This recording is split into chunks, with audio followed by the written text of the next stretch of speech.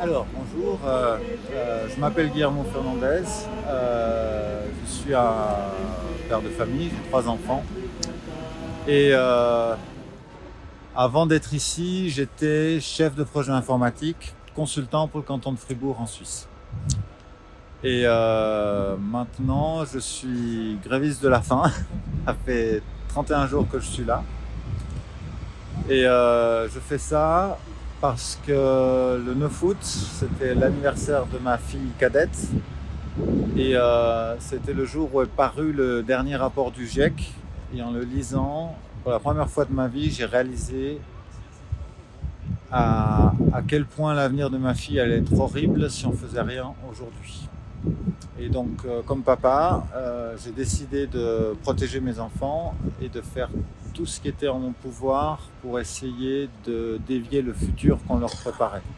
Et donc, j'ai décidé de me lancer dans une grève de la faim pour essayer de convaincre mon environnement, mon gouvernement, de prendre au sérieux le problème de l'environnement. Merci. Donc là, je suis arrivé ici le 1er novembre. Donc ça fait 31 jours aujourd'hui que j'ai pas mangé. Je suis arrivé le premier jour sur la place tout seul parce que ça n'a jamais été mon métier d'être activiste ou du climat ou quoi que ce soit. Et ce qui est assez miraculeux, c'est que pendant ces 31 jours, des centaines de personnes sont venues pour s'organiser, pour m'aider. Donc là, tout d'un coup, je découvre que j'ai une équipe de communication, une équipe de recrutement, une équipe de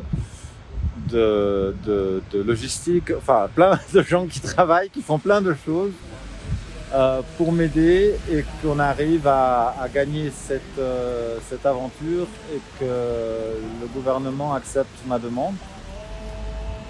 Et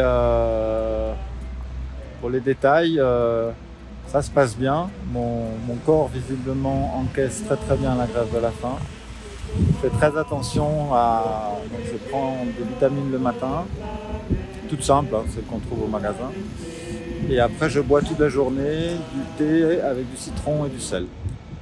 Et malgré le froid, malgré tout ça, c'est une belle mécanique qui a bien tenu le choc.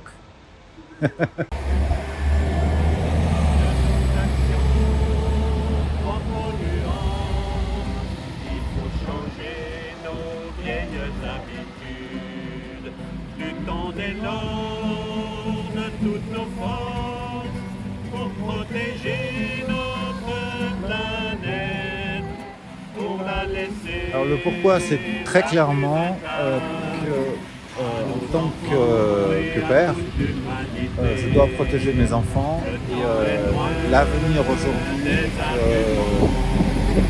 les puissants du monde leur préparent et mon gouvernement parmi eux est atroce et monstrueux et ils vont découvrir malheureusement assez vite que si nous n'agissons pas aujourd'hui, vers 2030-2035, ma fille qui aura 23 ans saura que la seule chose qui l'attend, c'est la faim partout, la guerre partout, sans aucun espoir et que ce sera pire chaque année.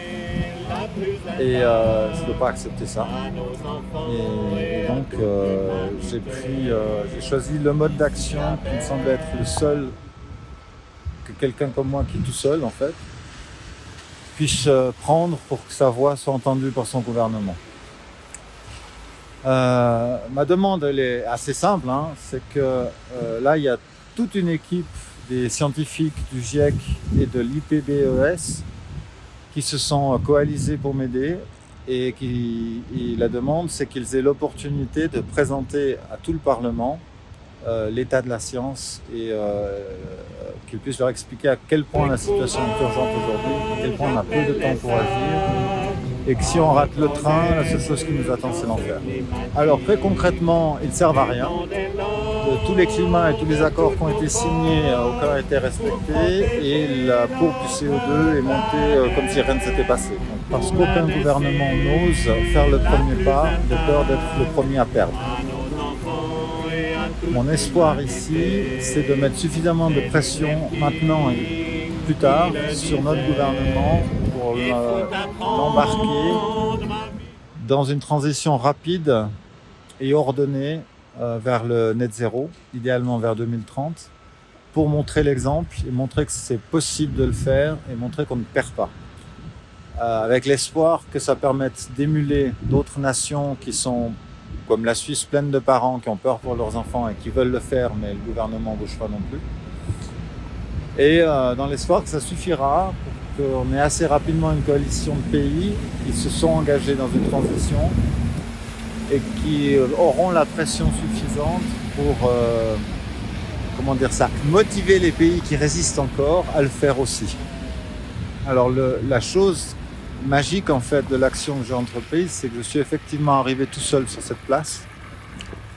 Et en fait, ce que je me suis rendu compte, c'est que j'ai osé dire tout haut ce que énormément de Suisses et de parents à travers le monde, j'imagine, ont, c'est qu'ils sont morts de peur pour leurs enfants. Et donc, très rapidement, d'abord des centaines, maintenant on est dans les 1000 gens, sont sortis de partout pour venir m'aider. Y a les plus engagés ont carrément monté des équipes qui font tout ce qu'il faut faire quand on fait ce genre de choses que je ne savais pas qu'il fallait faire. Et ce qui est aussi intéressant, c'est que ça a aussi permis à des parlementaires de laisser parler ça. C'est-à-dire qu'eux aussi ont peur, mais sont coincés par la politique et toutes ces histoires. Et tout d'un coup, d'avoir quelqu'un qui peut crier ça très fort parce qu'il meurt de faim sur la place, ils ont pu dire il y a quand même un problème, il va falloir qu'on en discute. Et donc même des parlementaires qui ne sont pas verts, du parti écologique, sont rentrés dans la discussion pour voir si on peut vraiment commencer à faire quelque chose en vrai. Donc je ne serais pas là si je n'avais pas l'espoir que ça soit un succès. Et maintenant que j'y suis depuis 30 jours, cet espoir grandit.